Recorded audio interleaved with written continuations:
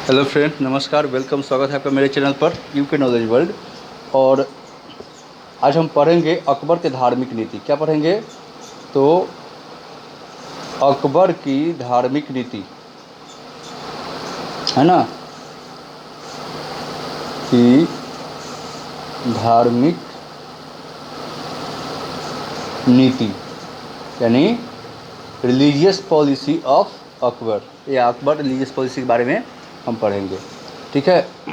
तो अकबर के शासनकाल को हम 3 भाग में बांट सकते हैं। चलिए, उससे पहले अगर आपको अच्छा लगे, मेरा पढ़ाया हुआ बताया हुआ यूजफुल लगे तो लाइक सब्सक्राइब ज़रूर कीजिएगा। जब देखते हो तो लाइक सब्सक्राइब कर दीजिए चैनल को, ठीक है ना। उससे जो है हमको लाभ हो जाएगा। ठीक है। तो अकबर की धार्मिक पॉलिसी नीति, रिलीजियस पॉलिसी क्या था? तो 3 भागों में अकबर के शासनकाल को हम 3 भाग में बांट देते हैं। 3 जो है भागों में हम अकबर के शासन को बांटते हैं, बांटा जाता है। कौन पहले देख लेंगे? 1556 से 65 के बीच, यानी 1556 टू 65। दूसरा में 1565 लेके 75 तक। ठीक है। तीसरा जो हम समय है उसका, यानी लास्ट वाला, वो 1500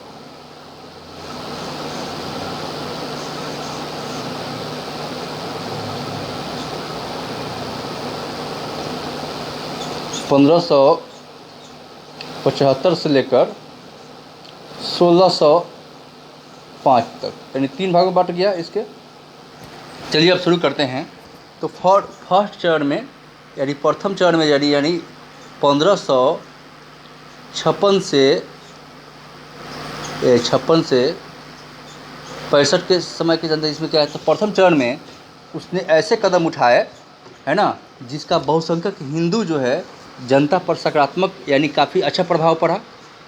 ठीक है ना। यहाँ से फिर लिख देते हैं, ये प्रथम चरण में, यानी 1556 से लेकर 65 में इसने कुछ ऐसे कदम उठाए, फैसले लिए, जिससे भारतीय जो हिंदू बहुसंख्यक थे उसको काफ़ी अच्छा प्रभाव पड़ा। जैसे क्या किया?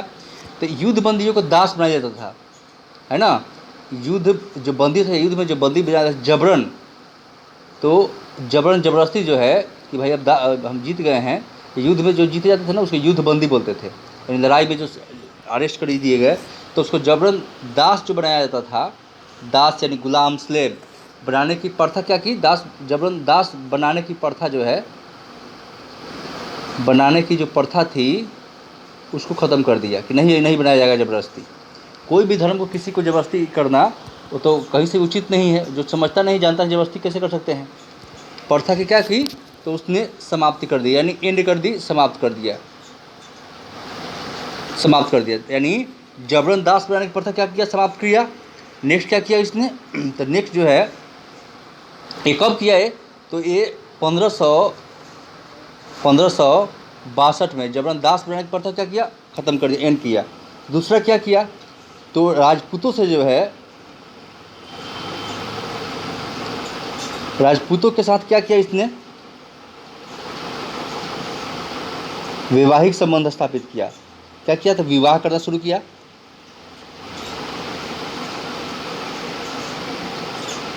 वैवाहिक संबंध जो है स्थापित किए।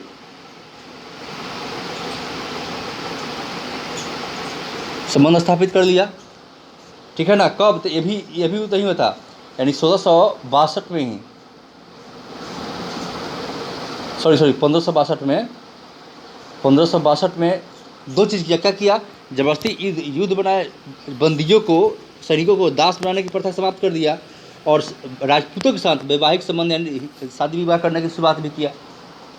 और एक और चीज़ क्या किया था? 1563 में इसने क्या किया? तो हिंदुओं पर जो तीर्थकर थे, हिंदुओं पर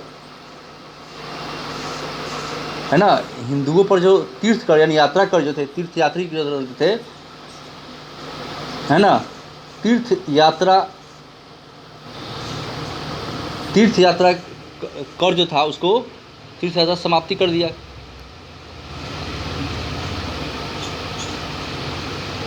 तीर्थ यात्रा कर क्या किया, समाप्त कर दिया। कब? तो 1563 में, यहाँ हम लिख दिए 1563 में। ठीक है, नेक्स्ट इसने क्या किया उसके बाद, तो 1563 में एक और बहुत चर्चित है, इसने क्या किया 1563 में, जजिया कर समाप्ति कर दिया।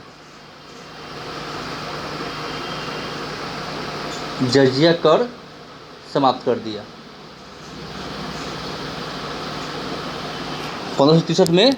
जजिया कर, है ना, जो हिंदुओं से लिया जाता था, एक कर था, टैक्स था, धार्मिक टैक्स करता था, है ना, वो भी समाप्त कर दिया। यानी जबरन किसी को जो है मुस्लिम बनाना जो है, और मतलब जजिया लिया जाता था कि आपको धार्मिक स्वतंत्रता मिलेगी, इस तरह की जजिया एक टैक्स था जो हिंदुओं से लिया जाता था, उसको इसने समाप्त कर दिया। ठीक है, किसने? तो अकबर ने ये जजिया कर को उसने समाप्त कर दिया। ओके,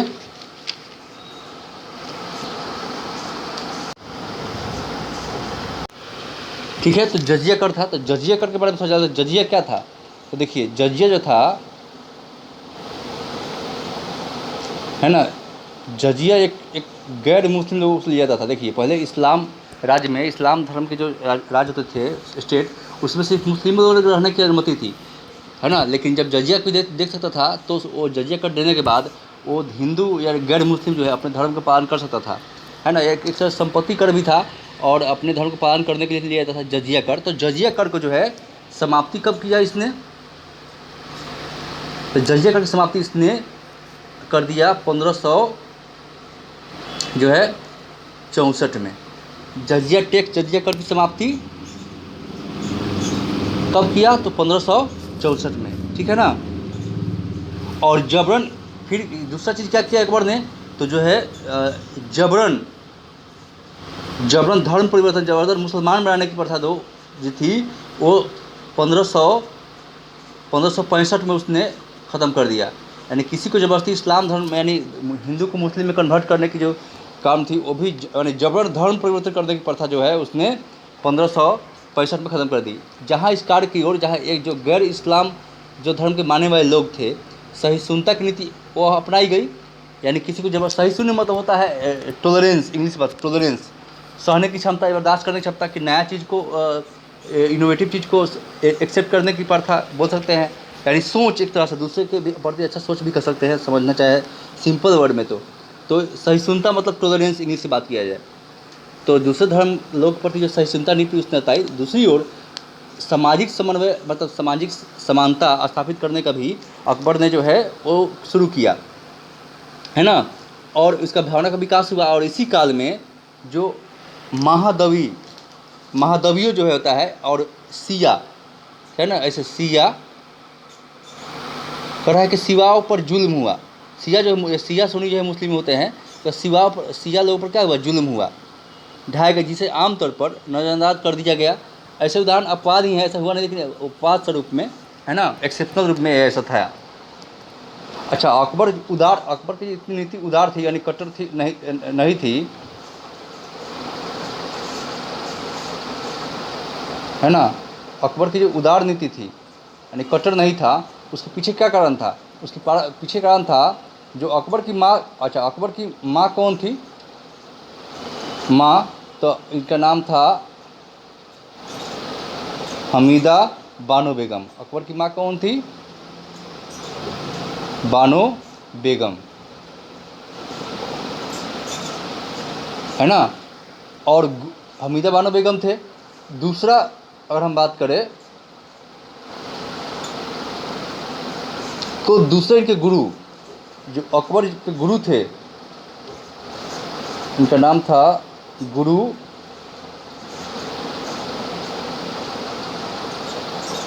अब्दुल लतीफ़।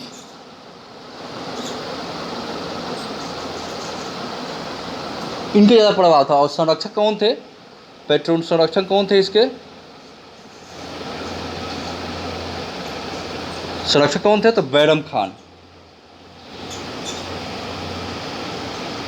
बैरम खान, बैरम खान भी क्या थे, सिया थे, है ना, बैरम खान भी सिया थे, ठीक है। तो इनके धार्मिक सहिष्णुता यानी उदारवादी लिबरल थे अकबर। उसके कारण क्या था, इनकी माँ हमीदा बेगम और उनके गुरु जी टीचर थे अब्दुल लतीफ़, और संरक्षक कौन थे, बैरम खान। बैरम खान इनके हुमायूं जो पिता थे अकबर के, उनके दोस्त थे। और बाद में बैरम खान का शासन पर पूरा कंट्रोल था, अकबर नाम मात्र था, लेकिन बाद में अकबर उनसे फ्री हो गया। और बाद में उन्होंने कहा कि या तो आप कोई यहाँ पोस्ट पर रख रहिए, चुपचाप बैठिए देंगे, या फिर आप चल जाइए हज यात्रा पर, हज पर। तो हज जाना चुना बैरम खान ने, लेकिन रास्ते में ही बैरम खान की हत्या कर दी गई।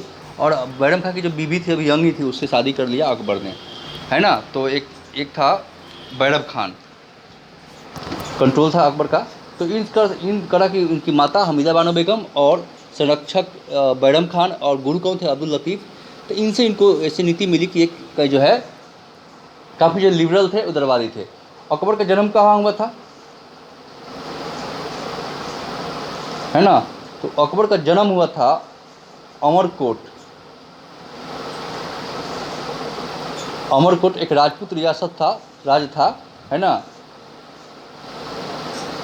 राजपूत रियासत या राज्य कहिए, वहाँ जन्म हुआ था। जो है जब शेर सूरी से जब हार कर भाग रहा था, उधर भटक रहा था, तभी जो है अकबर का जन्म हुआ था। अमरकोट के राजा थे राजपूत राजा, वहाँ पर इनका जन्म हुआ था, है ना। अच्छा, अकबर का जो है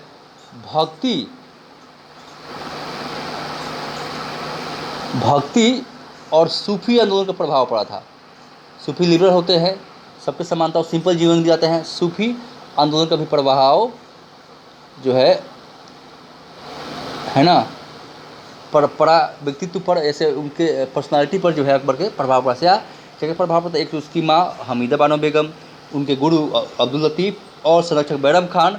और अकबर का जन्म एक हिंदू राजपूत रियासत में हुआ था, अमरकोट में, याद रखिएगा, अमरकोट में।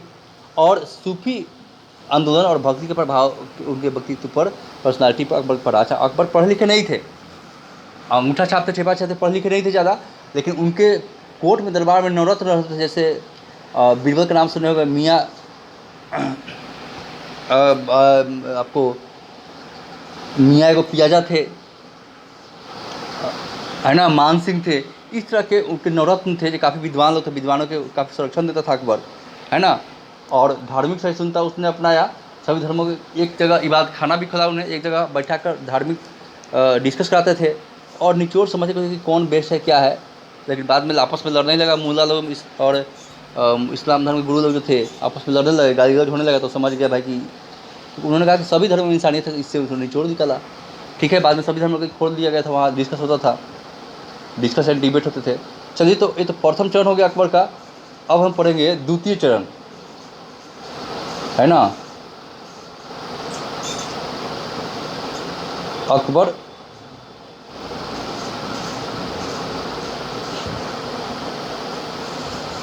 जो है शासन के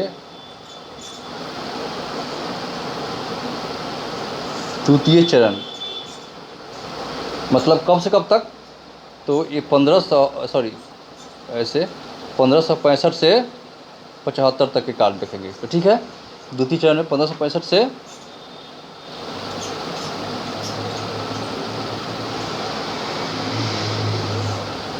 है ना, 1565 से 75 के काल में, ठीक है, ओके। चलिए, तो अब शुरू करते हैं द्वितीय चरण में। द्वितीय चरण में कुछ ऐसे कदम उठाए अकबर ने जिसके संबंध जो है परंपरागत विखंडित होते गए। और अकबर के जो वकील थे मुनीफ, देखिए अकबर के जो वकील मुनीम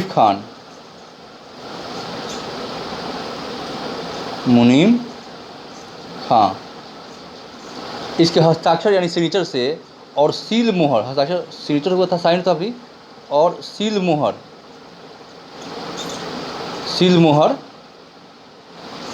यहाँ ऐसे लिखे थे फिर से,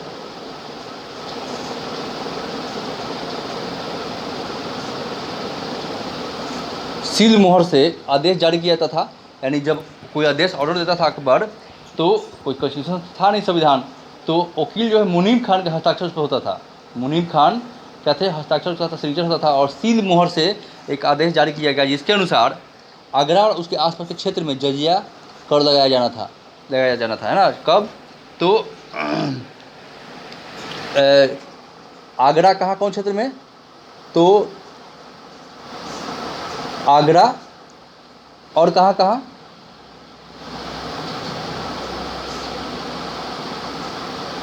आगरा और उसके आसपास क्षेत्र में, है ना। उसके आसपास के क्षेत्र पर जजिया क्या लगाना था? तो जजिया कर लगाया जाना था। कब? 1500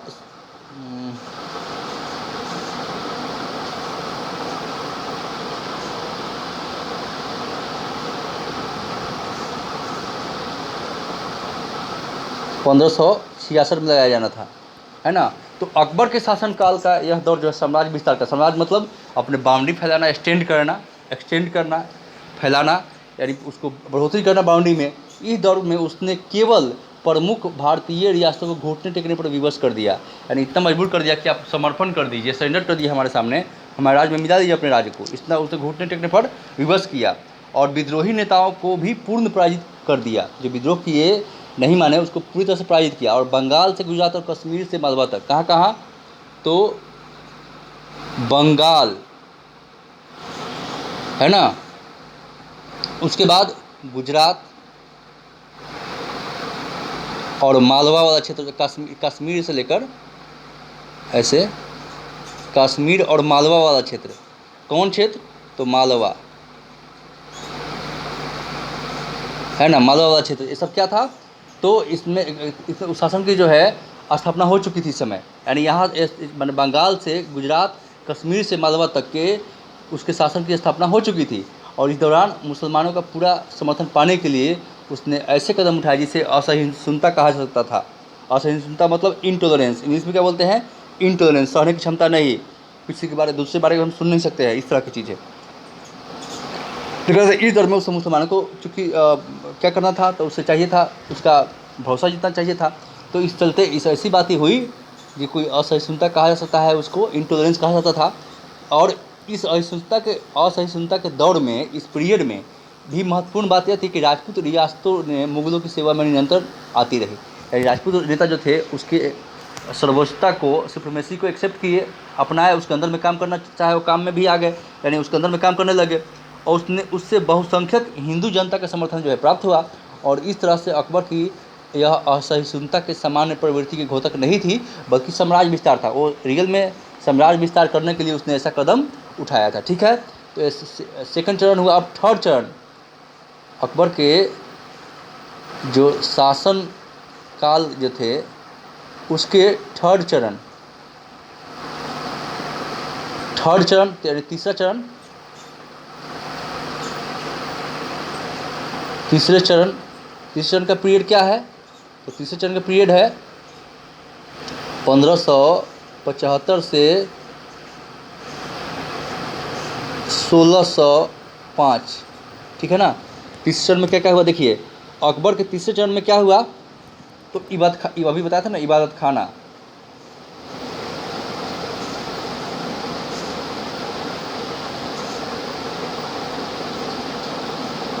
है ना, इबादत खाना का निर्माण किया कब? 1575 में। इबादत माने पूजा पाठ होता है, तो इबादत खाना का मतलब प्रेयर करने का, इबादत मतलब पूजा करना, प्रेयर करना, है ना। तो इबादत खाना की स्थापना किया इसने। इस द्वारा जो है, जो गैर मुस्लिम धर्म के मानने वाले को लोग भी खोल दिया। इसमें सिर्फ मतलब इबादत खाना पर क्या था, सिर्फ इस्लाम वाले लोग ही शामिल होते थे, लेकिन अब जो है दूसरे धर्मों के लिए भी खोल दिया गया, यानी गैर मुस्लिम यानी हिंदू, सिख, ईसाई सबके लिए उसने खोल दिया, ठीक है। इस दौर में फिर उससे बाद क्या हुआ, कब खोल दिया, कब तक ऐसा खोल तो दिया 75 में, लेकिन सबके लिए कब खोला?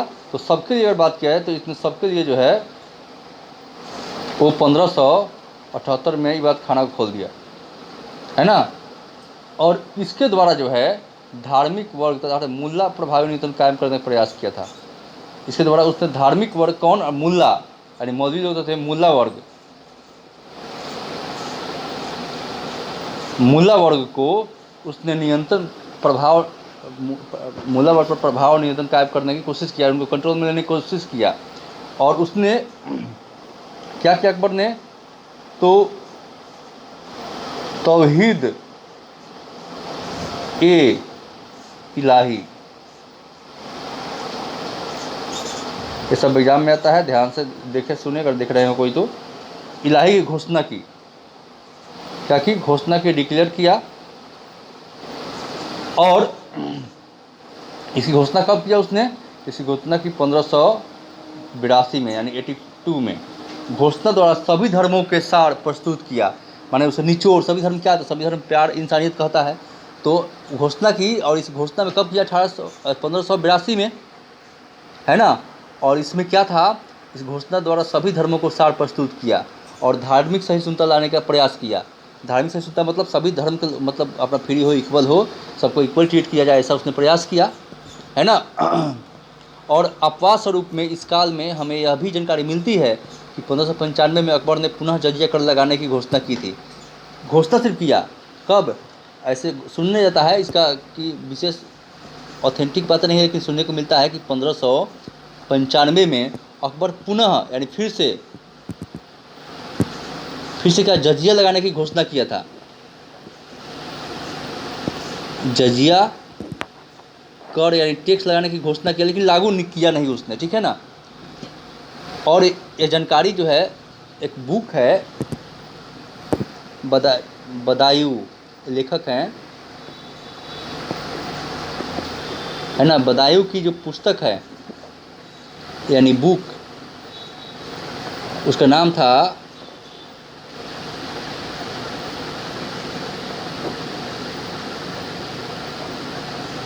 मुंतखब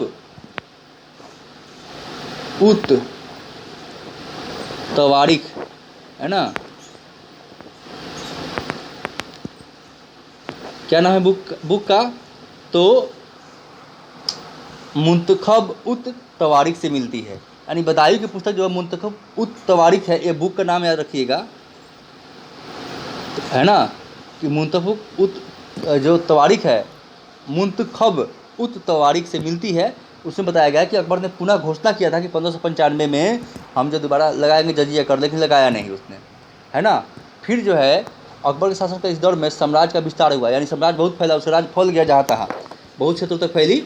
और इस ऐसी नीति की ज़रूरत थी जो शासन को स्थायित्व, यानी स्टेबिलिटी दे, स्टेबल्स हो, और शासन और शासित के बीच, यानी इसमें जो शासन कर रहा है, जो जिस पर शासन हो रहा है, अंतर को जो है न्यूनतम कर सके, यानी जो अंतर है दोनों के बीच में वो कम करने की कोशिश की जाए। जैसे मान लो पीएम और राष्ट्रपति हो और जनता हो, इस तरह के दोनों के बीच अंतर कम किया जा सकता है। अभी हालांकि कम हो नहीं सकता है, ठीक है ना, लेकिन उस समय कोशिश हुआ था करने की, अकबर ने ऐसा किया था।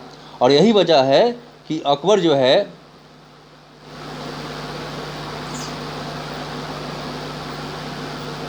अकबर के क्या थे, सुलह कुल,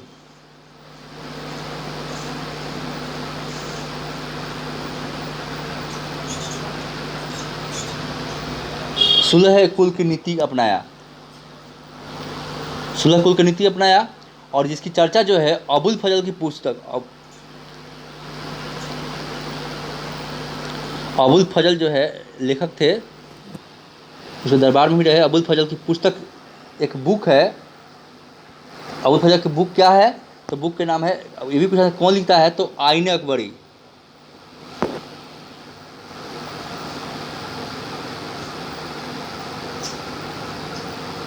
आइन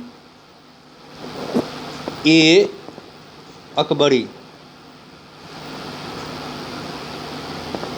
आईने अकबरी, बुक के नाम क्या है, तो आईने अकबरी, यानी अकबर के कानून नियम किसमें कैसे राज्य चलता था, इसके आईने अकबरी करता है।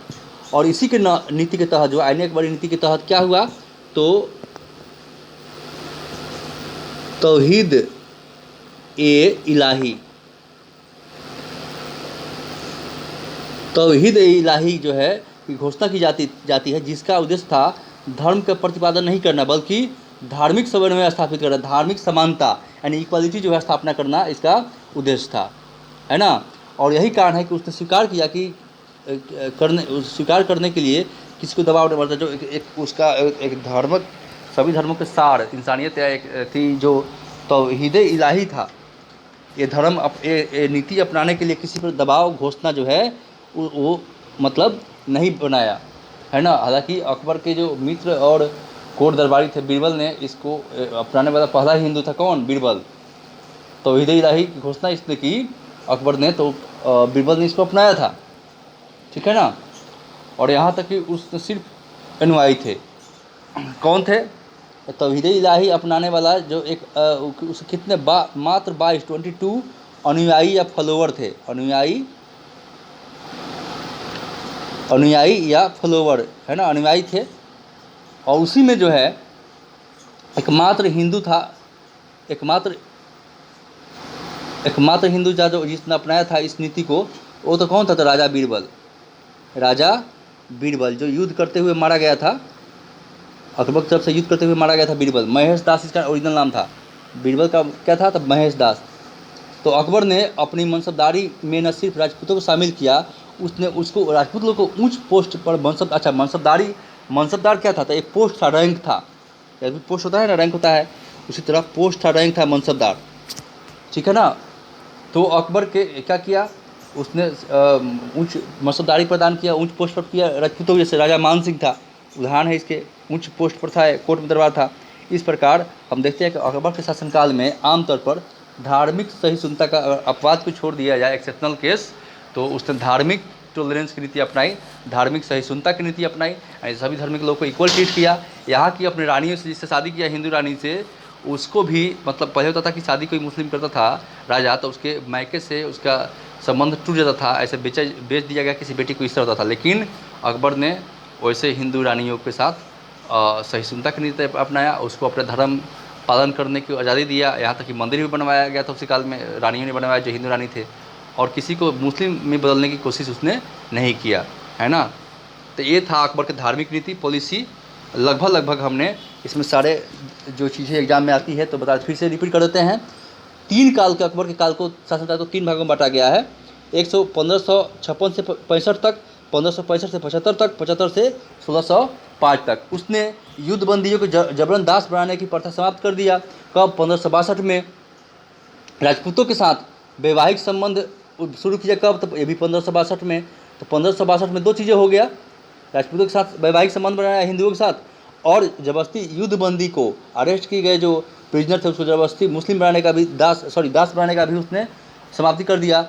हिंदुओं पर तीर्थ कर लगाने की समाप्ति उसने कब किया? तो 1563 में। जजिया की समाप्ति 1600 लिखा गया, 1500 है। जजिया की समाप्ति कब किया उसने? 64 में, है ना। जबरन धर्म परिवर्तन करने का, किसी को मुसलमान बना देने का, इसका भी समाप्ति कब किया? वो 1565 में, है ना। क्लियर? उसके बाद अकबर की माँ कौन थी? तो हमीदा बानो बेगम थे, और गुरु अब्दुल लतीफ़, जो लोग सिया थे, उनकी माँ सिया थी, है ना। और बैरम खान था, वो भी सिया था, और बैरम खान संरक्षक था इसके। तो इनके धार्मिक सहिष्णुता का प्रभाव व्यक्तित्व पर पड़ा अकबर का। अकबर के जन्म कहाँ हुआ था? तो अमरकोट में जो राजा थे, राजपूत रियासत थी, वहाँ पर इनका जन्म हुआ था। भक्ति और सूफी आंदोलन का प्रभाव भी अकबर के व्यक्तित्व पर पड़ा।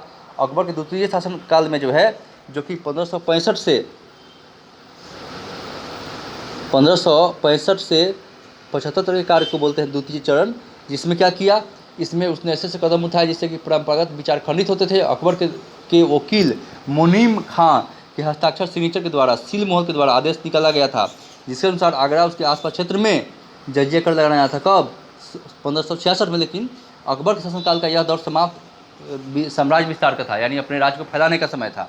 और इस दौर में उसने केवल प्रमुख भारतीय राज्यों को घुटने टेकने पर विवश किया, बल्कि विद्रोही राजाओं को भी पूर्ण तरह से पराजित किया, डिफेट किया। और बंगाल, गुजरात, कश्मीर से लेकर मालवा तक उसके शासन की स्थापना हो चुकी थी। और इस दौरान मुसलमानों का पूर्ण समर्थन पाने के लिए कुछ ऐसे कदम उठाया उसने जो हिंदुओं के अगेंस्ट में भी था, असहिष्णु कहा जा सकता है। और असहिष्णुता के दौर में महत्वपूर्ण बात ये थी कि राजपूत रियासतों ने, राजाओं ने मुगल की सेवा करना स्वीकार किया, उनके अंदर में काम करना स्वीकार किया, और बहुसंख्यक हिंदू जनता का भी समर्थन उसको प्राप्त हुआ। इस तरह से अकबर ने असहिष्णुता की नीति को जो है, घोतक नहीं था, बल्कि मजबूरी में साम्राज्य को फैलाने के लिए उसने किया था, अपवाद स्वरूप में, और इसका साम्राज्य विस्तार का एकमात्र उद्देश्य था। अकबर के तीसरे शासनकाल में कब हुआ तीसरे चरण? तीसरे चरण में क्या किया उसने, तो उसने क्या किया, इबादत खाना का निर्माण किया। कब की इबादत खाना का निर्माण कब किया उसने, तो 1575 में इबादत खाना, जहाँ इबादत करना मतलब सारे डिश का सदी बच होता था। धार्मिक लोग पहले मुसलमानों के लिए, बाद में सबके लिए खोल दिया। सबके लिए कब खोला, तो 1568 में सारे धार्मिक लोग यहाँ पर शामिल हो सकते थे इसमें। इसने मुल्ला यानी मुसलमानों के जानकार जो जैसे पंडित जी होता है, ब्राह्मण लोग हिंदुओं में से ही, मुल्ला वर्ग को नियंत्रण, प्रभाव को नियंत्रण कायम करने की कोशिश किया और तौहीद इलाही की घोषणा किया। और 1582 में इसने क्या किया, तो इसने क्या किया कि इस घोषणा द्वारा कि सभी धर्मों का सार प्रस्तुत किया, एक धार्मिक सहिष्णुता लाने का प्रयास किया। अपवाद स्वरूप इस काल में हमें जानकारी मिलती है 1595 में, 95 में के बदायूं की जो पुस्तक थी मुंतखब उत तवारीख, मुंतखब उत तवारीख से कि उसने घोषणा की थी, लेकिन जारी नहीं किया, दोबारा जिक्र नहीं लगाया अकबर ने। और अकबर के शासनकाल के इस दौर में समाज का व्यापक रूप से विस्तार हुआ और उसने इसी में जो है अकबर ने सुलह कुल की नीति को अपनाया। और चलता है कि अबुल फजल ने अपनी पुस्तक आईने अकबरी, आईने मतलब अकबर का शासनकाल, उसके नियम कानून है ना, जो अबुल फजल ने आईने अकबरी लिखा था। और इसी में उसने अकबर ने जो है तौहीद इलाही घोषणा की, जिसका उसका उद्देश्य धर्म का प्रतिपादन नहीं करना था बल्कि धार्मिक समन्वय, इक्वालिटी स्थापित करना था। यही कारण है उसने इस तौहीद इलाही धर्म किसी को मतलब नीति को स्वीकार करने के लिए दबाव नहीं डाला, फोर्स नहीं किया। मात्र उसके सिर्फ 22 ही अनुयायी थे, फॉलोवर थे इसको, कौन, तौहीद इलाही को। और एक मार्द हिंदू राजा जिसने एक्सेप्ट किया वो था बीरबल। बीरबल जो है अकबर के बहुत परम मित्र भी थे, घनिष्ठ करीबी थे, जो युद्ध करते हुए मारे गए थे। और राजपूतों को, हिंदुओं को भी उसने मतलब अपने कोर्ट में उच्च पोस्ट दिया, रैंक दिया। इसका उदाहरण क्या है, राजा मान सिंह, है ना। तो चलिए शुरू करते हैं, एंड करते हैं सेशन को। मिलते हैं नेक्स्ट वीडियो में। लाइक सब्सक्राइब जरूर कीजिए, कराइए भी। और मैं गारंटी देता हूँ कि आप किसी भी एग्जाम की तैयारी कर रहे हो, आपको मेरी वीडियो से फ़ायदा ज़रूर मिलेगा। ठीक है, तो मिलते हैं नेक्स्ट वीडियो में दोस्तों। बाय। देखने के लिए धन्यवाद, थैंक यू।